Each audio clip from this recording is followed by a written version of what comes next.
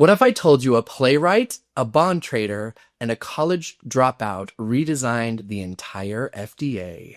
Hi there, I'm Chris with a K, and welcome back to This Week in Queer History, where we find hope-filled, inspirational, and strategic moments from queer history that we can use today. This is episode 2 of our series, How Queers Save Modern Medicine. And if episode 1 was about the rage and the fury, this one is about the brains. Because here's something they absolutely did not teach you in school. The reason modern drug trials include diverse patients, the reason you can access experimental treatment before final approval, and the reason COVID vaccines reached your arm as fast as they did, well, it all traces back to a group of queer activists who taught themselves pharmacology in their living rooms and then walked right into the FDA and out-argued the experts. Let's get into it. This week in queer history, stories told with love and glee. So here's where we left off. ACT UP had crashed the FDA. They'd stormed the stock exchange, and the doors were starting to open. But the activists realized something that changed everything. Protests alone can't redesign a broken system. You have to understand the system well enough to rebuild it from the inside. And that's exactly what they did. That turning point was Iris Long. She had a PhD in chemistry from the University of Connecticut and had spent 11 years at Memorial Sloan Kettering developing nucleosides, the very class of compounds that included AZT. Heterosexual, married, living in Queens, no connection to the gay community, but she walked into an ACT UP meeting around 1987 and told a room full of desperate activists something nobody wanted to hear. Your strategy of importing unregulated drugs from Mexico is going to get you killed. Instead, learn how clinical trials work. Beat the agency at its own game. And that message fundamentally reoriented the entire movement. Iris helped form the Treatment and Data Committee, known internally as the Science Club. She gave its members something no one else could: a rapid, robust education in clinical science. And the committee's opening principle became its credo: know your shit, knowledge is power. And every significant gain won by ACT UP was because they knew their shit.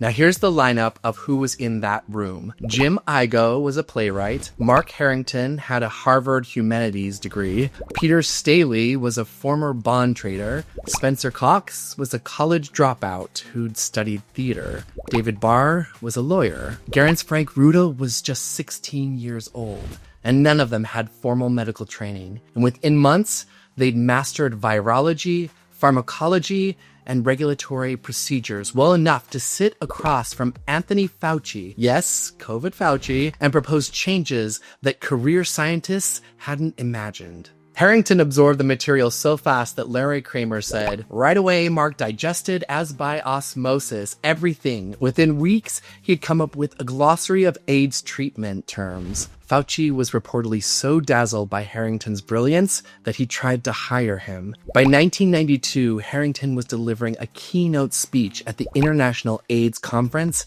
in Amsterdam, and he used slides of his own HIV-infected lymph nodes to illustrate unanswered questions about HIV science. He dedicated his remarks to 14 colleagues who had died since the previous conference. He named every single one. And then there was Jim Igoe's invention, the one that changed everything.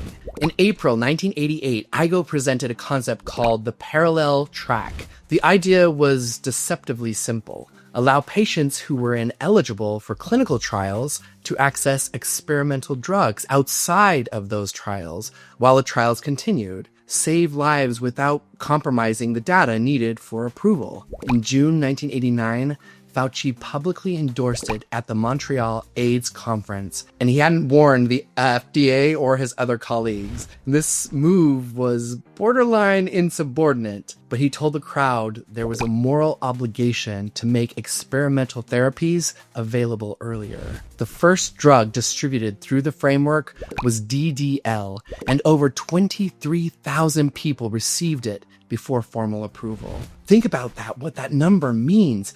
23,000 people who have been told to wait, who instead got to try the drug that might just save their lives. And at that same Montreal conference, ACT UP presented its 15-page National AIDS Treatment Research Agenda, the first comprehensive plan for AIDS research written by anyone, activist or scientist. Peter Staley recalled, everyone was buzzing about ACT UP's report. We not only demanded a seat at the table, we had earned it.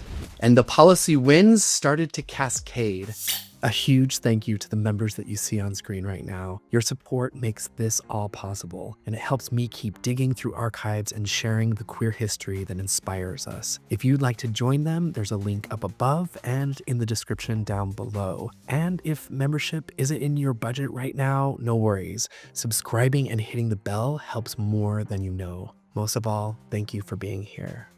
10 days after the FDA protest, the agency published Subpart E regulations, creating expedited pathways for life-threatening conditions. On December 11, 1992, the FDA formalized accelerated approval, allowing drugs to be approved based on surrogate endpoints like CD4 counts rather than waiting years for survival data. That single change cut the timeline from 8 to 12 years to as little as 3. Harrington and Greg Gonsalves authored a critical NIH review that led to the NIH Revitalization Act of 1993. Harrington received a MacArthur Genius Grant in 1997. Gonsalves earned one in 2018. College dropout to Yale professor. The Community Advisory Board model was revolutionary. In July 1990, Fauci announced that the activists would have representation on all AIDS clinical trials group committees, and that was unprecedented.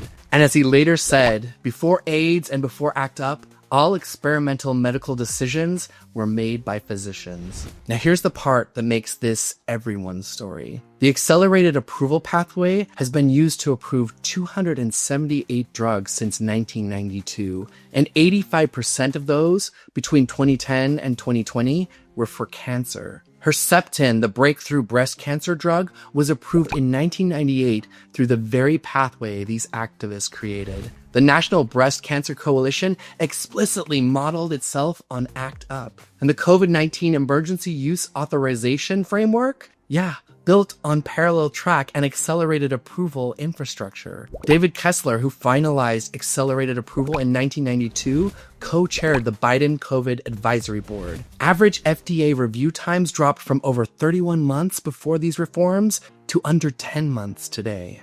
Every person who has ever benefited from accelerated drug approval, every cancer patient, every Alzheimer's patient, every person who got a COVID vaccine in record time owes a debt to a community that was told its lives didn't matter. But we have to highlight Spencer Cox. He arrived at ACT UP in 1989 at 19. He was a college dropout, diagnosed HIV positive almost immediately. He taught himself clinical trial design so thoroughly that he created the study protocol for Retinovar, the protease inhibitor whose trials showed that half mortality rate of the placebo. That drug was approved in February 1996, and US and European AIDS death rates dropped 70% within 2 years. Doctors called it the Lazarus effect. Patients at death's door stood up and walked out of the hospital all by themselves. Mark Harrington said, Spencer single-handedly sped up the development and marketing of the protease inhibitors, which currently are saving 8 million lives. But Spencer struggled with addiction and depression. He stopped taking his medications, and on December 18th, 2012, he died of AIDS-related pneumonia at the age of 44, killed by the disease he had helped to make survivable. Harrington wrote, "He saved the lives of millions, but he couldn't save his own." But they turned AZT into a blueprint, and that blueprint eventually led to something that would have felt like science fiction in 1987, a pill that could stop HIV taking root. But that story and why it's under threat right now is all in episode 3, so you're just gonna have to wait. But a little something more. We're so lucky we live when we live. When I was researching this episode, I was thinking about timing a lot and how when something happens, it can be beautiful, but it can also be brutal and mathematically cold. The way a few weeks can be the difference between a funeral and a future. And when I was learning about parallel tracks for this episode, it kept hitting me. There were people who were right there, right on the cusp. The medicine existed. It was sitting in a lab or stuck in a bureaucratic queue, and someone died waiting just for a signature. And then I think about the people who fixed that. People who didn't have PhDs, but decided that that wasn't going to stop them from walking into rooms full of people who did have PhDs. People who taught themselves virology in their living rooms because no one else was going to fight for them. That is a kind of strength that I don't think gets talked about enough anymore. And I came up in a generation that benefited from this education. I had all the condom talks, the safe sex campaigns, all of the infrastructure that was already built on top of unimaginable loss. I can still remember when PrEP was so new and being a part of an early study, sitting in clinics, filling out adherence questionnaires, and it felt so routine at the time, but looking back through the lens of history, I realized what a profound thing it was to be included in a study, to have researchers actively want my data, my experience. That didn't happen by accident. That happened because activists bled for it. And without them, there would be no parallel track, no accelerated approval, no community advisory boards, no PrEP. No me sitting here protected and comfortable enough to tell you this story instead of living in fear of it. And so many of them never benefited from what they built. They fought for a future that they didn't get to live in. I'm so grateful for them and for that. But the thing about this system that is currently built, yes, it was rebuilt and yes, it was reformed, but it can also be rolled back. The access that I have right now isn't guaranteed. It was fought for and it can be taken away. And again, that's not fear talking. It's history. It's asking us to pay attention, to be aware, to stay active. Now it's your turn. I want to hear what you think. Have you ever been on a trial or received a medicine that happened because it was an accelerated drug? Please drop your thoughts in the comments. I read and respond to all of them. And the final episode of this series, where we bring this story into 2025 and talk about what's at stake today with PrEP and art, it'll be out next week. But in the meantime, you can get some more queer history by clicking this video right over here. And you can also join our Circle community, where we keep these conversations going and alive together, sharing history, asking questions, and building more connections. The link is up above and in the description down below. Until next time, stay strong, stay bold, and keep making history.